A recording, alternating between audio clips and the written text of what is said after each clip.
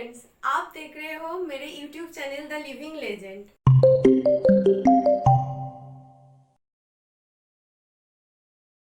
सिराजुद्दौला बंगाल के सबसे प्रसिद्ध और अंतिम स्वशासित नवाबों में से एक थे। अपने शासनकाल में जो 9 अप्रैल 1756 से 23 जून 1757 तक चला, सिराजुद्दौला ने ब्रिटिश ईस्ट इंडिया कंपनी के खिलाफ अपनी जमीन खड़ी की, जिसने बंगाल के कुछ हिस्सों पर कब्जा करना शुरू कर दिया था। सिराजुद्दौला उन कुछ भारतीय शासकों में से एक थे जो शुरू से ही अंग्रेजों के मजाक के जानते थे, जिनसे उन्होंने बंगाल में ब्रिटिश उपनिवेश के खिलाफ कार्रवाई करने के लिए प्रेरित किया। अंग्रेजों के खिलाफ सिराजुद्दौला के मजबूत प्रतिरोध के कारण प्रसिद्ध पलासी की लड़ाई हुई, जिसके दौरान बंगाल के नवाब को मीर जाफर के नेतृत्व में अपने ही लोगों के एक समूह ने धोखा दिया था। सिराजुद्दौला को अंग्रेजों के खिलाफ जीत की कीमत चुकाने के अलावा मीर जाफर के विश्वासघातक ने भी इतिहास में एक महत्वपूर्ण भूमिका निभाई, क्योंकि इसमें अंग्रेजों के लिए बंगाल और बाद में पूरे भारतीय उपमहाराष्ट्र पर जीतने का द्वार खोल दिया था। सिराजुद्दौला का जन्म वर्ष 1733 में मुर्शिदाबाद में हुआ था। उनका जन्म बंगाल के एक नवाब परिवार में मुगल अभिजात अहमद खान और उनकी पत्नी अमीना बेगम, जो एक बंगाली अभिजात थी, उनके घर पे हुआ था। सिराजुद्दौला का पालन पोषण नवाबों के महल में हुआ था और उन्हें बंगाल के भावी नवाब के रूप में योग्य होने के लिए आवश्यक प्रशिक्षण और शिक्षा प्रदान की गई थी।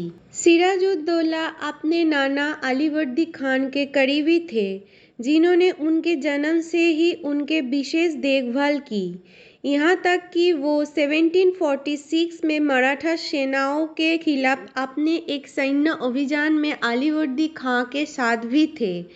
मई 1752 में बंगाल के तत्कालीन नवाब अलीवर्दी खां ने सिराजुद्दौला को अपना उत्तराधिकारी घोषित किया।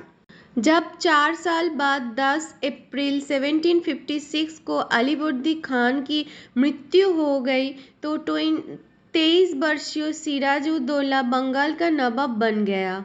हालांकि सिराज के नवाबशिप में नामांकन के उनके रिश्तेदारों सहित कई लोगों के बीच ईर्ष्या की जन्म दिया। बंगाल के नए नवाब का स्वागत शत्रुओं और नाराजगी से किया गया था, जिसे वो पहले नोटिस करने में विफल रहे, क्योंकि सभी नकारात्मक भावनाएं उनके अपने रिश्तेदारों के चेहरे के पीछे छिपी हुई थी, जिनमें उनकी चाची घसेटी बेगम और उनके चचेरे भाई शौकत जंग भी शामिल थे।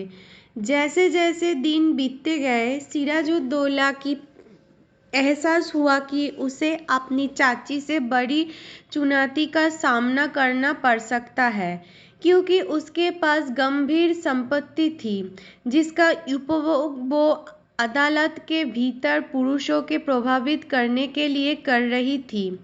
इसलिए सिराजुद्दौला ने उसकी संपत्ति जब्त करके उसे कारावास में डाल दिया।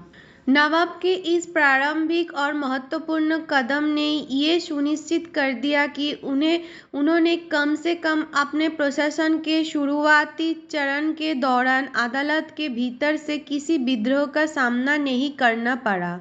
इसके बाद सिराजुद्दौला ने उच्च सरकारी पदों पर कुछ महत्वपूर्ण बदलाव किए। उनके सबसे भरोसेमंद अधिकारियों में से एक मीर मदन खान को सेना का नया बख्शी बनाया गया और मोहनलाल नामक एक हिंदू कायस्थ को नवाब के सर्वोच्च दीवान के पद पर पदोन्नत किया गया। एक हिंदू को इतने उच्च पद पर पदोन्नत करने के सिराजुद्दौला के फैसले ने सशस्त्र बलों को प्रमुख मीर जाफर को नाराज कर दिया, जिन्होंने मोहनलाल की पदोन्नति को व्यक्तिगत अपमान के रूप में लिया, जिसे वो कभी नहीं भूलेंगे। बंगाल के नवाब के रूप में सिराजुद्दौला ने ईस्ट इंडिया कंपनी के विकास में विशेष रुचि ली, क्योंकि वो शुरू से ही अंग्रेज़ों के मकसद से अच्छी तरह वाकिफ थे। इसलिए वो बंगाल में अंग्रेज़ों की नज़रों में टिक नहीं सके। अंग्रेज़ों के प्रति उनके शत्रुता बढ़ने का कारण नवाब की अनुमति के बिना फोर्ट विलियम के चारों ओर किलेवर्ती के मजबूत करने का उनका निर्णय था। उन्होंने मुगलों द्वारा उन्हें दिए गए व्यापार विशेषाधिकारों का दुरुपयोग करने और अपने कुछ अलग हुए अधिकारियों को शरण देने के लिए भी अंग्रेज़ों की निंदा की, जिन्होंने कुछ धोखाधड़ी वाले कार्य किए थे कि वो पहले से ही अंग्रेज़ों से नाराज़ थे। ईस्ट इंडिया कंपनी ने फोर्ट विलियम के आसपास अपनी किलेवर्दी को और मजबूत करना शुरू कर दिया। जब क्रोधित नवाब ने अंग्रेज़ों को रुकने के लिए कहा तो वो उनके बातों पर ध्यान देने में विफल रहे, जिससे बंगाल के नवाब को क्रोध का सामना करना पड़ा। सिराजुद्दौला ने जवाबी कार्रवाई करते हुए अपनी सेना के एक टुकड़े को और कलकत्ता के और ब्रिटिश प्रभुत्व वाले इलाके में हमले का नेतृत्व किया।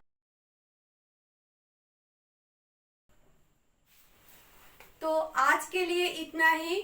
मैं फिर से आऊंगी आपके पास एक सुंदर कहानी के साथ। Thank you. प्लीज फ्रेंड्स, मेरे वीडियो को देखिए, लाइक कीजिए और सब्सक्राइब कीजिए और कमेंट पे बताइए आप कौन सी लेजेंड के बारे में सुनना चाहते हैं।